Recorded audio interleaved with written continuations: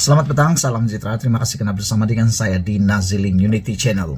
Ini satu pengakuan dan pendedahan daripada Datuk Seri Anwar Ibrahim, Perdana Menteri kita Malaysia yang amat kita sanjungi. Apabila beliau mengatakan ini, kita berlenangan air mata, kita gembira, bahkan kita juga menjadi agak gembira. Anwar Ibrahim mengaku bahawa apabila ekonomi pulih, beliau pun akan ambil gaji balik. Anwar kata, bila ekonomi pulih, saya pun dapat ambil balik gaji, kata beliau. Sebelum ini kita ketahui bahawa Datuk Seri Anwar Ibrahim adalah Perdana Menteri yang telah pun mengatakan dengan janji bahawa tidak akan mengambil gaji beliau sehinggalah ekonomi pulih. Oleh sebab itulah, kita menyanjung dan menganggap itu satu pengorbanan yang luar biasa yang dilakukan oleh Datuk Seri Anwar Ibrahim yang belum pernah dilakukan oleh sesiapa Perdana Menteri sebelum beliau. Perdana Menteri Anwar Ibrahim kekal dengan pendiriannya untuk tidak menerima gaji bagi jawatan itu sehingga ekonomi negara dapat dipulihkan semula. Bagi membolehkan dia menikmati gaji sebagai Perdana Menteri, Anwar berkata dia harus segera memulihkan ekonomi negara ketika ini. Ini satu jaminan, ini satu perkara yang membuatkan kita sebenarnya patut gembira dan patut percaya kepada Datuk Seri Anwar Ibrahim. Kerana seperti yang dinyatakan oleh beliau, ini membolehkan dia boleh menikmati gaji sebagai Perdana Menteri kalau dia dapat menyegerakan pemulihan ekonomi negara. Bila ekonomi kita pulih cepat, saya pun dapat ambil gaji balik. Sebab 6 bulan tak ambil gaji lagi. Cumanya selagi ekonomi belum pulih, saya tak akan ambil gaji saya, kata Datuk Seri Anwar Ibrahim. Kata Anwar ketika berucap pada Majlis Amanat Khas Perdana Menteri kepada penjawat awam negeri Selangor di Dewan Jubli Perak Shah Alam hari ini. Dalam ucapan beliau, Anwar membandingkan prestasi ekonomi Malaysia dan Indonesia serta pendekatan yang digunakan kedua-dua negara dalam menguruskan perbelanjaan termasuk membatalkan subsidi elektrik. Kata Datuk Seri Anwar Ibrahim, kita kena tingkatkan prestasi kita dengan cepat. Ekonomi Indonesia dulu lembab jika nak dibandingkan dengan ekonomi Malaysia. Tapi sekarang, kata Datuk Seri Anwar Ibrahim, sekarang Indonesia lebih tegas dengan batalkan subsidi elektrik. Beza dengan saya hanya batalkan subsidi elektrik kepada golongan orang kaya, tapi tidak Indonesia. Di Indonesia, mereka batalkan untuk semua, kata Datuk Seri Anwar Ibrahim lagi. Dan ia kurangkan belanja dengan mendadak, dan disebabkan itu, pelaburan datang ke negara mereka. Tapi saya tak nak pilih cara begitu. Tak nak bebankan rakyat, kata Datuk Seri Anwar Ibrahim.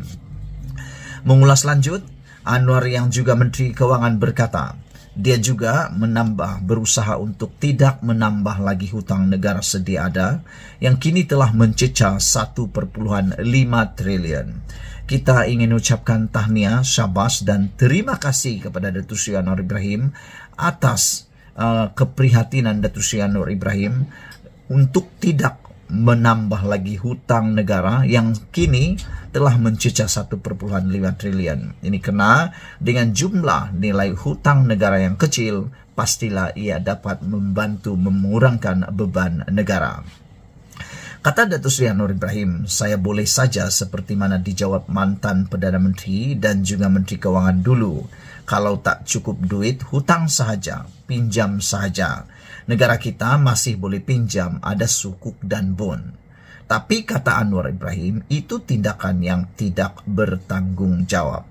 Tapi itu tindakan tidak bertanggung jawab. Yang hendak bayar nanti siapa? Anak-anak kita soalnya. Anwar berkata, dia mahu menyelamatkan negara ini dengan menggunakan kuasa untuk menjaga tata kelola, manakala keuntungan diperoleh negara dipulangkan semula kepada rakyat. Tambahnya, kenaikan gaji dan elaun penjawat awam juga boleh dilakukan jika mereka menunjukkan prestasi yang baik. Kita ucapkan terima kasih kepada Datuk Seri Anwar Ibrahim kerana janji yang kita tunggu-tunggu ini, yaitu kenaikan gaji dan elaun penjawat awam. Apabila ekonomi Malaysia bertambah baik dan pulih. Penjawat awam menjadi tunggak kepada kejayaan negara, kata Datuk Seri Anwar Ibrahim. Sebaik sahaja ekonomi pulih sedikit, sekarang pertumbuhan lebih baik daripada China, Indonesia, Singapura.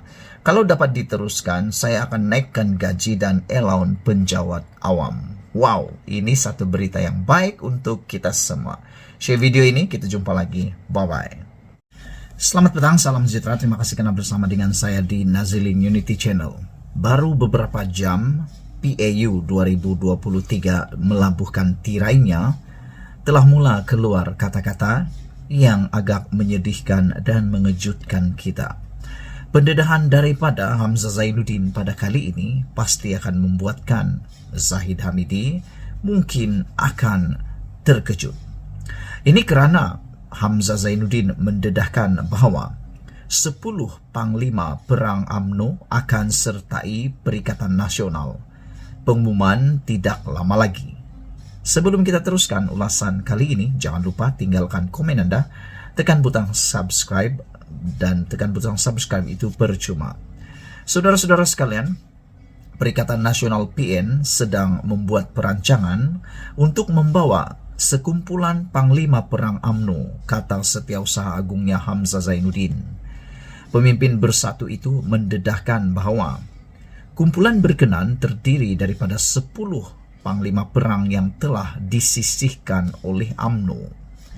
Bekas Menteri Dalam Negeri itu berkata ketika ini, barisan kepimpinan gabungan parti sedang memuktamadkan urusan itu.